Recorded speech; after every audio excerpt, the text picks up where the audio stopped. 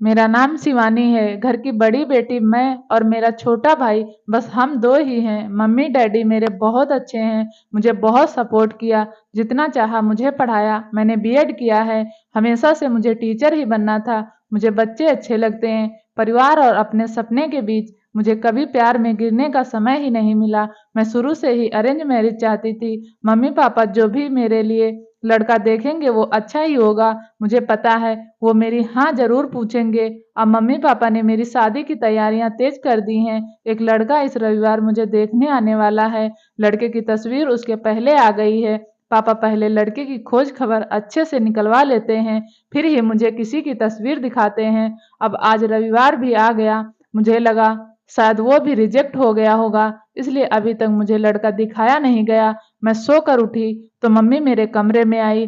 बोली, बेटा लड़के वाले आने वाले हैं, तैयार हो जा। बहुत ही शॉर्ट नोटिस में मुझे तैयार होने को बोला। लड़के वाले आ गए। मैं अभी किचन में हूँ, नाश्ते और चाय की प्लेट जमा रही हूँ। बाहर से मुझे बात करने की आवाजें सुनाई दे रही हैं। कुछ ही मिनटों के बाद मम्मी की आवाज आई। मैं बाहर ट्रे लेकर गई।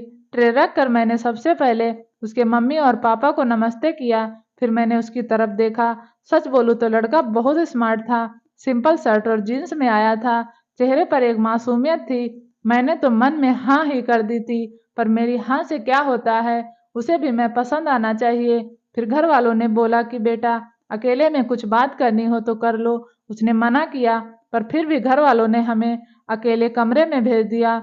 चुप रहा वो। मुझे लगा मैं उसे पसंद नहीं हूँ, इसलिए बात नहीं कर रहा है। फिर मैंने ही चुप्पी तोड़ दी। पूछा, आप क्या करते हैं? बोला, मेरा नाम तो आपको पता होगा। नहीं नहीं भी तो मैं बता देता हूँ। मेरा नाम मयूर है। बिजनेस है प्रॉपर्टी का। अपने बारे में फिर बताने लगा। कुछ देर हमारी बात हुई। फिर बाहर से मम्मी की आवाज आ गई। बड़ों में बात हुई और रिश्ता तय हो गया। उसके घर वाले जल्द ही शादी करना चाहते थे। पिताजी ने अपनी खोज कर ली थी, इसलिए शादी 1 महीना बाद ही तय हो गई। इस दौरान मैंने मयूर का नंबर लेकर उससे बात करना चाही। मुझे लगा कि वो थोड़े शर्मीले हैं, इसलिए मैंने ही पहल की। करीब 1 महीने हम दोनों ने बहुत बात की और प्यार वाली फीलिंग क्या होती है यह मुझे पता चल गया। फिर हमारी शादी का दिन आ गया और मैं अंदर ही अंदर बहुत खुश थी। मम्मी पापा को छोड़ जाने का गम तो था, लेकिन मुझे लगा कि मुझे सही जीवन साथी मिल गया है। सुहाग रात आ गई। मैं थोड़ी घबराई हुई बैठी थी बेड पर। वो आए और मेरी तरफ देखा। मैंने भी हल्की सी स्माइल पास की। मयूर ने कुर्ता पहन रखा था।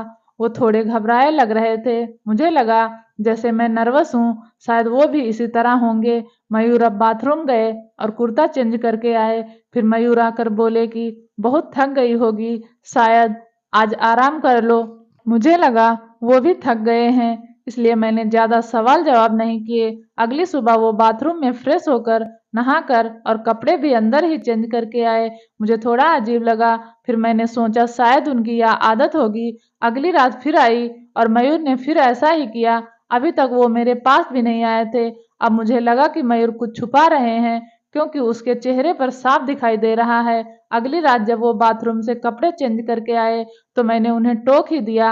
आप क्या छुपा रहे हैं? कुछ बात है तो आप मुझसे कह सकते हैं। वो बोले, बात तो है, जल्द ही तुम्हें पता ही चल जाएगी, पर तुम्हें शायद बुरा लगेगा। मैंने बोला, आप नहीं बताएंगे तो ज्यादा बुरा लगेगा। उन्होंने अपना शर्ट खोला और फिर उसे कुछ कहना ही नहीं पड़ा। मैं खुद ही समझ गई।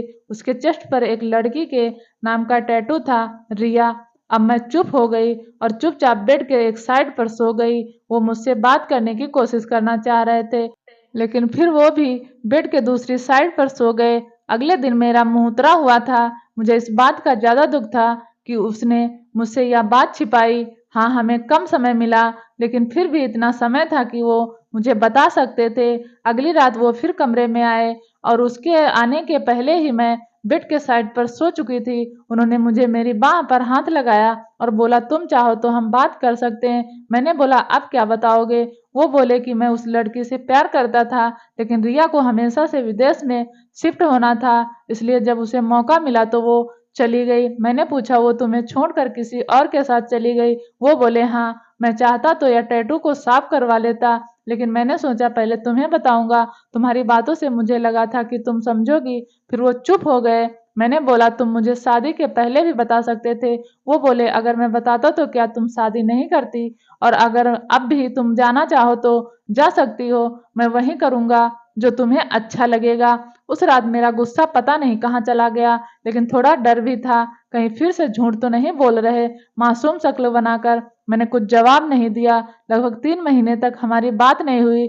मैं भी अपने पापा की तरह उनकी परीक्षा ले रही थी। फिर एक रात मैंने उससे पूछा, उस लड़की से ज़्यादा प्यार करोगे मुझे? वो बोले वो तो उसी रात को हो गया था जब तुमने सच सुनने के बाद मुझे माफ़ कर दिया था। मैंने बोला मैंने कब बोला कि मैंने माफ़ कर दिया है? वो बोले तो अब बोल दो। उनकी मासूम शक्ल ने मुझे उसके गले लगने पर मजबूर ही कर दिया। मुझे सच में अच्छा पति मिला है।